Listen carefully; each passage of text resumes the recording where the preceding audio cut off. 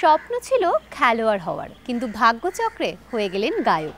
ছোটবেলায় বাবার হাত ধরে ময়দান ক্রিকেটে যার হাতে খড়ি, সেই বাবার অনুপ্রেরণাতেই খেলোয়াড় সপ্তক নিজেকে গড়ে তুলেছেন সিঙ্গার সপ্তক ভট্টাচার্য রূপে। ক্যালকলিংয়ের গানের সফরে আজ আমরা এসেছি বিশিষ্ট সঙ্গীত শিল্পী সপ্তক ভট্টাচার্যের বাড়িতে।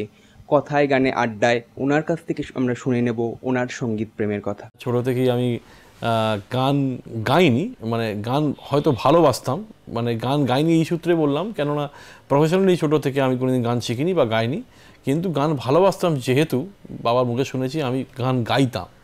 আজ পড়ে গেছো মনে তুমি, ধরে গেছো মনে তুমি, মরে গেছি আরো একবার, কেন যাতায়াতে পথে ঘাটে তোমারই নকশা কাটে করে যায় আরো ছারখার, বলো কোন দিকে ছুটে ভাবনারা মুখ ফুটে ভাষা পাবে গল্প করার। আজ পড়ে গেছো মনে তুমি, ধরে গেছো মনে তুমি, মরে গেছি আরো একবার। ক্যালকলিংয়ের ক্যামেরায় এক অন্তরঙ্গ সপ্তককে পাওয়া গেল তারই বাড়িতে, যেখানে গান গাওয়ার পাশাপাশি তিনি বললেন নিজের পরিবার, নিজের ভালো লাগা আর নিজের একান্ত আপন মানালিকে নিয়ে অনেক কথা। তুমি তো বলছিলে সঙ্গীত আবহে এমন একটা পরিবারে তুমি জন্মেছো যেখানে সঙ্গীতটাই প্রধান, তার সাথে খেলাধুলোও ছিল। না, সঙ্গীতটা প্রধান নয়, সঙ্গীতটা আমার বাবার ছোটোবেলায় খেলাধুলোটা প্রধান ছিল এবং সঙ্গীতটা অ্যাজ এ প্যাশন উনি ইউজ করতেন। উনি উষারঞ্জন মুখার্জির কাছে গান শিখেছিলেন, মানে যেহেতু গান খুব ভালোবাসতেন, কিন্তু খেলাধুলোটা ওনার রোজগার ছিল এবং খেলাধুলোর থেকেই ওনার যাবতীয় যতটুকু ওনাকে চেনেন। আমাদের ময়দানে অনেক প্রায় সব লোকেরাই আমার বাবাকে এক নামে চেনেন, সমীর ভট্টাচার্য। তো সেইখান থেকে তারপরে উনি সঙ্গীতের যে বাতাবরণটা মানে মানে সৃষ্টি করতে সক্ষম হয়েছিলেন তার নিজের ফ্যামিলিতে, সেইটাকে ভালো লেগেছিল আমার। সপ্তক বলছিল ওর জীবনে বাবার অবদান অনস্বীকার্য, কিন্তু মারও একটা অবদান রয়েছে। তা বাবা মা কিভাবে ওর জীবনকে গড়ে তুলতে সহযোগিতা করেছে, এটাই আমরা সপ্তকের কাছ থেকে শুনব। বাবা মার ভূমিকা যে কোনো মানে মানুষের ক্ষেত্রে এটা তো সবসময় একটা বড় দিক, আর স্পেশালি যদি কোনো শিল্পী কেউ যদি হয়, মানে সেখানে তার বাবা মার একটা বড় দিক থাকবে। যখন গান শুরু করলাম তখনও বাবাই উৎসাহ দিয়েছিল প্রথম, এবং অবশ্যই মা বাড়ির দিকটা দেখতো। বাবার সঙ্গে বেরিয়ে অনেক জায়গাতে যখন যে সময় কোনো আইডিয়া ছিল না সেখানে বাবা মা নিয়ে গেছে। প্রথম ডেমো করা থেকে আরম্ভ করে বিভিন্ন লোকের সঙ্গে মিট করতে যাওয়া সবই বাবার হাত ধরেই হয়েছে। এই লাভিং এবং কেয়ারিং প্যারেন্টসদের উদ্দেশ্যে তুমি যদি কোনো গান গাও। তুমি মা আমাকে পৃথিবীর এই আলো দেখিয়েছিলে, তোমারই আদরে আমাকে শীতল তুমি করে দিলে, তুমি মা আমাকে। এই যে বাড়িতে সঙ্গীতের চর্চা তোমার সব সময় চলতো, যেটা তুমি বলছো, তা এটাই তো তোমার জীবনের সবচেয়ে বড় অনুপ্রেরণা, যে সঙ্গীত একটা পাশে ছিল, একটা পাশে খেলা ছিল। তা তুমি এখন জীবনে সঙ্গীতকে বেছে নিয়েছো, তা মনে হয়নি যে বাড়িতে এই চর্চাটা ছিল বলেই তোমাকে সঙ্গীতটা বেছে নিতে সুবিধা হয়?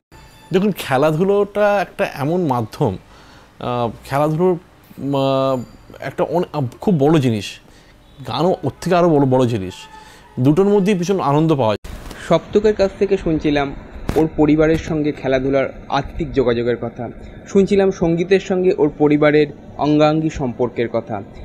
এসব কথা তো আমরা শুনবো, তার আগে আমাদের জন্য যদি কোনো একটা ভালো গান উনি আমাদের দর্শকদের জন্য গান। চোখের চাওয়ায় যার সকাল আসে, যার হাসি রোদের আলো সবুজ ঘাসে, ওহো সে যে প্রাণের ভাষা, আশায় আশায় জাগে আশা, হৃদয়ে শেখে ভালোবাসা, কথাগুলো যার প্রেমের কবিতা, যার ছোঁয়াতে রং পায় ছবিটা, সে হলো গানের ভাষা, আশায় আশায় জাগে আশা, হৃদয় শেখে ভালোবাসা। সপ্তক গান গাইছে প্রেমের কবিতার, আশায় আশায় জাগে আশার কথা। সপ্তকের আশা অর্থাৎ মানালির সাথে সপ্তকের সম্পর্কের কথা এবার আমরা সপ্তকের কাছ থেকে শুনবো। সপ্তক, তোমার সাথে মানালির সম্পর্ক কীভাবে শুরু হলো, কবে শুরু হলো? অ্যাক্সিডেন্টালি একদিন আমার সমাজের সঙ্গে ওর সাথে আমার একটা শোয়ে দেখা হয়, টিভি শোতে। সেখানে ও অ্যাজ এ গেস্ট ছিল। তো দেখা হওয়ার সময় আলাপ হওয়ার পরে আমাদের কিছু আইডিয়াস আমরা শেয়ার করি। সেখান থেকে বন্ধুত্ব হয়। বন্ধুত্ব হওয়ার পর মনে হয় যে বন্ধুত্বটাকে আমরা এগিয়ে নিয়ে যেতে পারবো। তারপরে সেটা আমরা এগিয়ে নিয়ে যাই। প্রেম কি অ্যাক্সিডেন্টালি বলছো? প্রেমটা অ্যাক্সিডেন্টালি হয়, ইনসিডেন্টালি ইনসিডেন্টালি যে প্রেমটা হয় সেটা মানে সেটা কারোর জন্য খুব এক্সাইটিং হয়, আর কারোর জন্য এক্সাইটিং হয় না। বাট অ্যাক্সিডেন্টালি প্রেমটা আমারকে খুবই আনন্দ দিয়েছে। তোমরা তো নতুন কাপল, এই তোমাদের জাস্ট বিয়ে হয়েছে, তো মানালিকে উদ্দেশ্য করে যদি কোনো একটা গান, ভালোবাসার গান আমাদের জন্য গাও। আমার অ্যালবামে একটা গান ওর খুব পছন্দ, সেই গানটাই গাই। মরা নদী ফাঁকা সুখ যতই বুকে ঝড়ানুক, তাকিয়ে থাকা তোমার মুখ, দিক না যতই বিশ্বমুখ, তবুও তোমায় ভাবতে ছাড়ি না। ও তাও তো তোমায় ভাবতে ছাড়ি না। ও মরা নদী ফাঁকা সুখ যতই বুকে ঝড়ানুক, তাকিয়ে থাকা তোমার মুখ, দিক না যতই বিশ্বমুখ, তবুও তোমায় ভাবতে ছাড়ি না।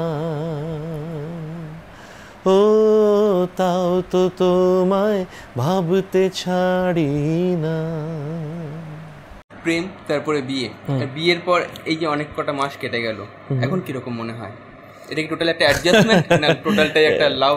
মানে প্রেম, সংসার এবং পরিবার এবং প্রেম সব কিছুই টিকে থাকে অবশ্যই একটা সুস্থ অ্যাডজাস্টমেন্টের মধ্যে। আমার মনে হয়, আমার মনে একটাই হচ্ছে আর 5টা বিবাহিত পুরুষের মতো, যে বিয়ের আগে ভালো ছিলাম, বিয়ের পরে ভালো আছি, কিন্তু দুটো ভালো লাগার মধ্যে একটু ডিফারেন্স হয়ে গেছে। পারিবারিক বন্ধনে এই বিবাহিত জীবনে এই অ্যাটাচমেন্টের কথা তুমি বলছিলে, তো আজকে তোমার গানের সাথে মানে বিবাহিত জীবন এবং এত কাজকর্ম কি করে তুমি একসাথে চালিয়ে নিয়ে যাও? কোনো অসুবিধা বোধ হয় না? না, একদমই আমার মনে হয়, কারণ আমরা দুজনেই কাজের জায়গাটা এবং পরিবারটা সবসময় আলাদা রাখি। এত ভালো ম্যানেজ করে ও সেই এদিক দিয়ে, এবং ম্যানেজ সব রকম জিনিসটাই মেনটেন করে। ওর বাড়িটাও দেখে, আমার বাড়িটাও দেখে, আমাকে সময় দেয়, আমি ওকে সময় দিই। একটু দূরত্ব বোধহয় প্রেমে সবসময় থাকতে হবে না? এটাই বোধহয় আমার মনে হয় সেটা সব জিনিসটা ভালো হয়। সেটাতে সব জিনিসের একটা মার্জিত বোধ থাকা দরকার। স্পেস যদি না পায় কেউ, তাহলে আমার মনে হয় ভীষণ একঘেয়েমি চলে আসে জীবন। এবং আমাদের মিউজিকের ক্ষেত্রেও স্পেস দরকার। চিন্তা ভাবনা এবং শোনাটা খুব জরুরি যতটা তুমি পারফর্ম করছো। এই দূরত্ব প্রেমের গল্প তোমার কাছ থেকে শুনছি, তো প্রেমের যিনি পূজারী সেই রবীন্দ্রনাথ ঠাকুরকে উদ্দেশ্য করে তুমি যদি প্রেমের কোনো একটা গান গাও আমাদের জন্য। তুমি রবে নীরবে হৃদয়ে মম, তুমি রবে নীরবে নিবিড় নিভৃত পূর্ণিমা নিশীথিনী সম, তুমি রবে নীরবে। অনুষ্ঠান শেষ করছি একটা কথাই বলে, সপ্তকের এই সুর আমাদের মনে চিরকাল গেঁথে থাকবে। সপ্তকের বাড়িতে আসার এই সবচেয়ে বড় পাওনা ওনার গান, আর এই গানের অনুভূতি নিয়েই আমরা অনুষ্ঠান শেষ করলাম এখানে। ক্যামেরায় অজিতের সঙ্গে সৌরভের রিপোর্ট, ক্যালকলিং।